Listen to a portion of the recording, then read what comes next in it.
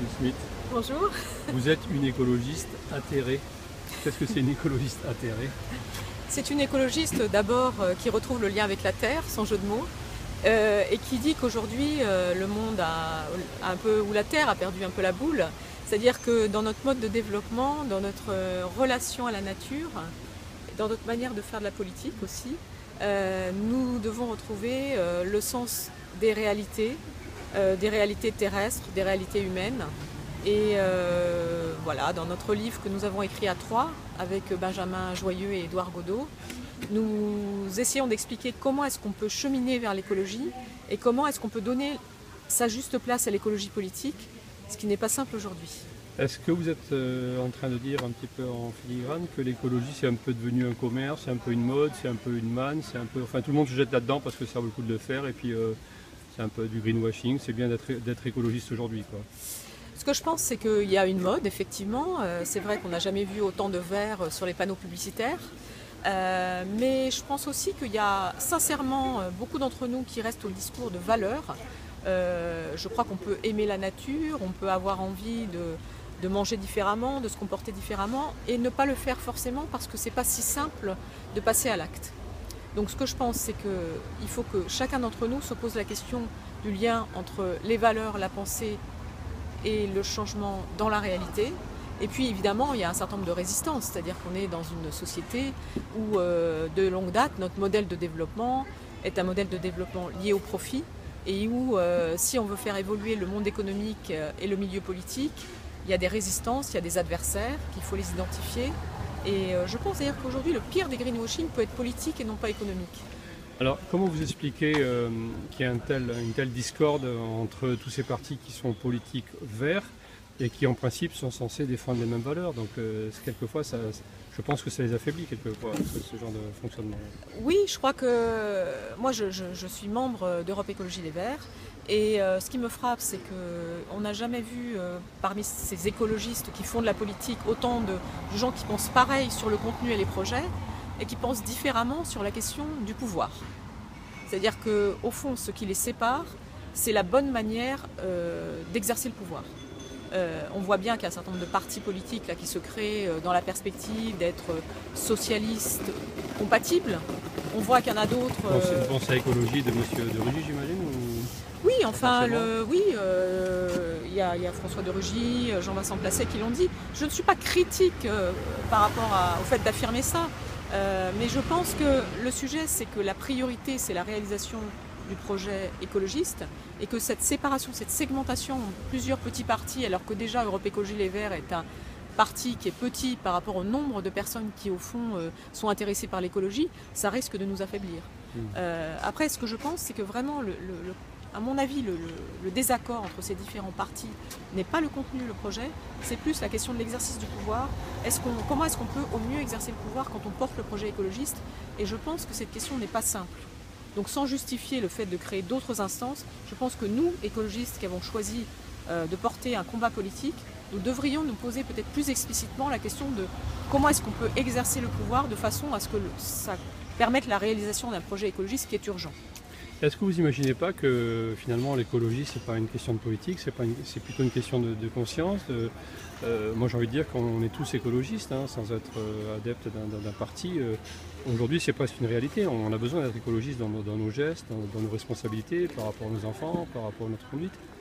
Moi je vois, je suis peut-être un ovni, mais je vois la politique comme un prolongement de nos engagements de conscience. C'est-à-dire que je pense que je ne vois pas la politique comme un exercice politicien qui se restreint à un huis clos. Et donc je pense qu'on ne peut pas se contenter de se dire je pratique des éco-gestes par exemple, et ne pas voir que si nous les pratiquons de plus en plus, ce n'est pas suffisant pour changer le modèle de développement. On doit agir aussi au niveau de l'organisation de l'économie, on doit agir dans les relations sociales, on doit agir au niveau international et européen. Et donc je crois qu'il y a une utilité assez forte à une organisation politique qui porte les thèmes écologistes. Ce n'est pas seulement par l'addition des transformations individuelles que ça se passera, et d'autant plus qu'il y a une question de rythme. On est face à une certaine urgence, on sait que c'est dans les 20 prochaines années qu'il faut que nous changions de manière assez révolutionnaire nos comportements, nos fonctionnements économiques. notre manière d'envisager nos relations à la nature, notre relation aux générations qui viennent. Et donc si on n'a pas un rythme coordonné, on n'y arrivera pas. On fera des gestes et puis les choses continueront. Ça fait pas un peu 20 ans qu'on dit ça, parce qu'on aborde quand même la COP 21, ça fait quelques années qu'on entend ce genre de discours là. Ça fait longtemps, mais alors il y a des signes qui sont assez positifs sur le fait qu'il y a une prise de conscience qu'il faut que le rythme s'amplifie. Je pense que par exemple les rapports du GIEC de 2014 qui disent de manière extrêmement claire que le réchauffement climatique est très probablement, c'est-à-dire à 95% lié à l'activité humaine, on n'avait jamais eu une autorité scientifique qui dise les choses aussi clairement, et que ça a créé une prise de conscience assez planétaire du côté des gouvernements, du côté des institutions internationales. Je pense que la COP21 est un événement dont il ne faut pas tout attendre. Je veux dire, ça peut être un point de départ, et ce qui compte, c'est les dynamiques qui se créent, et que pendant tous les mois là, qui ont précédé, on a eu l'impression que ce soit à la fois dans la société, du côté des ONG, dans l'économie, que la prise de conscience s'amplifiait. Je ne dis pas pour autant que le mouvement est déjà sur la bonne courbe. Mais je pense que, y compris qu'on puisse dire que c'est un scandale, que les contributions nationales avant la COP21 nous mettent à 2,7 degrés, vous savez, je ne suis pas sûre qu'on était conscient de ça dans les précédentes COP. Donc il y a une prise de conscience, il y a un débat, il y a une pression qui s'accentue. Pour l'instant, elle ne garantit absolument pas le fait que le scénario des 2 degrés est une réalité tangible.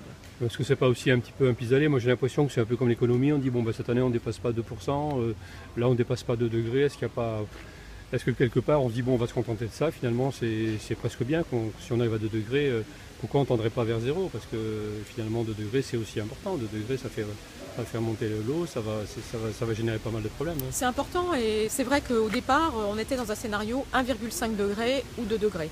Donc il faut qu'on soit conscient du fait que 2 degrés c'est déjà un scénario qui renonce à un scénario plus ambitieux.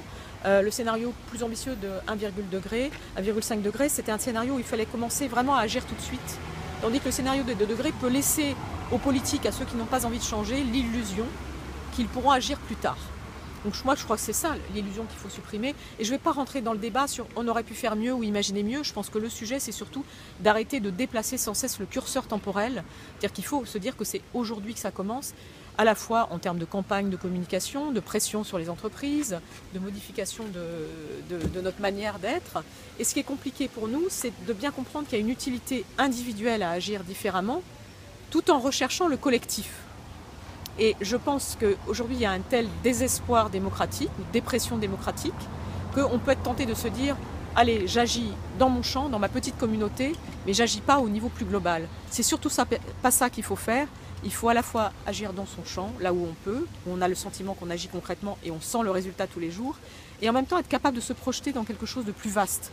Moi, c'est ça qui m'importe, et je pense que par exemple, un des éléments essentiels de cette COP21, c'est est-ce que les pays du Sud, les pays les plus défavorisés, les pays africains, pourront au sortir de la COP21 se dire tiens, il y a enfin un geste qui a été fait à notre égard, alors que depuis des années, on nous mène en bateau sur l'aide publique au développement, on dit qu'on va faire des financements climatiques et on réduit le montant de l'aide publique au développement, qu'on puisse sortir de là avec la garantie que le fonds vert, qui est vraiment un point de fixation aujourd'hui, soit suffisamment alimenté et d'une manière concrète et d'une manière qui soit vraiment, je me répète, mais encore bien garantie, et aussi garantie dans les pays concernés par le fait que ce soit la société, ceux qui agissent, et qui sont touchés par le réchauffement climatique, qui reçoivent l'argent. Ça, c'est un point essentiel. Et ça, c'est un élément de mobilisation qui est bien sûr au-delà de notre quotidien.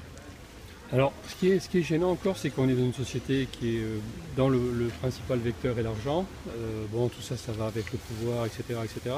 Est-ce qu'on ne pourrait pas imaginer une société où un changement de paradigme, et que ce soit plus finalement l'argent, que certains pays n'attendent pas des subventions, qu'il n'y ait pas des... Enfin, je veux dire, est-ce qu'on ne pourrait pas essayer de fonctionner différemment, ou imaginer peut-être, dans une utopie un petit peu plus grande, qu'on puisse fonctionner différemment, par un échange de savoir, par un échange de savoir-faire, de connaissances, de machines, je ne sais pas, je dis un petit peu... Et vous avez raison de parler d'utopie.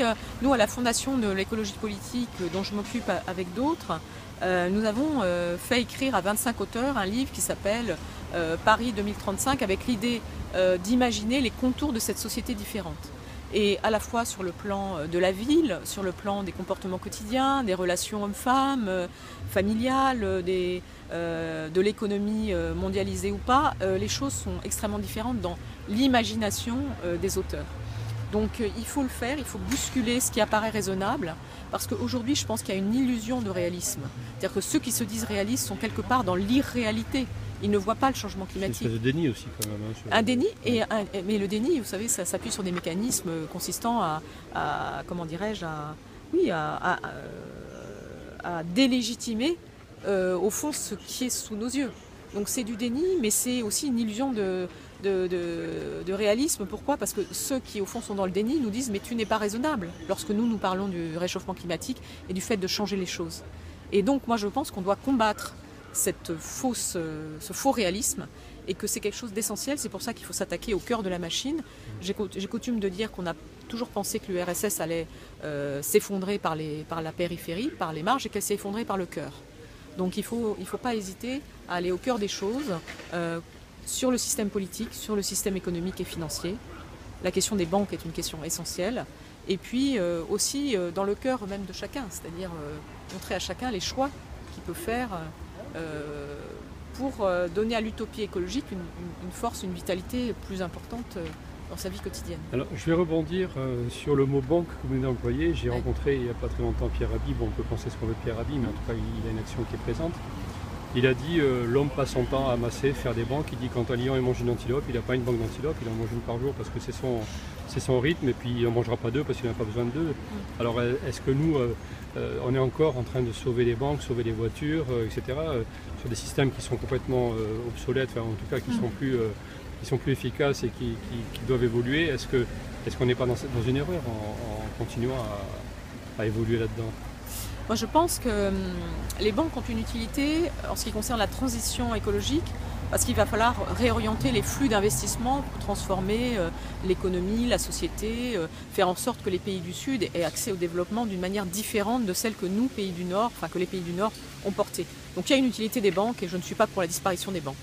En revanche, j'observe qu'effectivement, l'anxiété, l'angoisse par rapport aux banques est infiniment plus forte et plus court-termiste que sur le climat. Donc je trouve que c'est disproportionné, c'est-à-dire que je suis étonnée de voir que nous ne nous inquiétions pas davantage sur la question climatique quand je vois combien nous nous mobilisons rapidement sur les banques. Mais la question c'est est-ce qu'on pourrait essayer d'articuler les choses, c'est-à-dire que ce qui me frappe aussi aujourd'hui, c'est que vous avez toute une série de récits un peu globaux, des mondes qui ne communiquent pas entre eux. On parle de la finance, puis on parle du climat. Quand on fait un discours à la conférence environnementale, on fait un discours environnemental. Quand on fait un discours à la conférence sociale, on fait un discours social. On n'arrive pas à articuler les choses entre le social, l'environnemental et l'économie. C'est lié directement. Alors que les trois choses sont liées. C'est une sorte de triangle. Enfin bon, je ne vais pas faire des figures géométriques, mais il faut articuler l'écologie en la plaçant au centre, avec la question sociale et la question économique et financière. Et à partir de là, on arrivera à supprimer le sentiment d'absurde qui nous prend lorsqu'on voit combien pour les banques on mobilise des dizaines de milliards et combien pour le climat, réussir à mobiliser péniblement en quelques années quelques milliards de dollars pour le fonds vert lorsqu'il s'agit d'adapter les pays du Sud qui sont déjà touchés par le dérèglement climatique, c'est compliqué. Écoutez, Madame Lucille, on va rappeler votre livre donc écrit avec trois avoir écrit ça. Ouais. Allez-y, je vous laisse. Alors donc c'est le manifeste des écologistes atterrés pour une écologie loin du politique circus, c'est assez explicite. Et donc nous l'avons écrit à trois avec Édouard Godeau, Benjamin Joyeux qui travaillent à Bruxelles, qui sont des Européens fervents, et moi qui ne travaille pas à Bruxelles mais qui suis aussi une Européenne fervente. Et bon, vous verrez, c'est un livre qui est assez, qu'on a voulu assez vital. Nous sommes atterrés mais en pleine vitalité.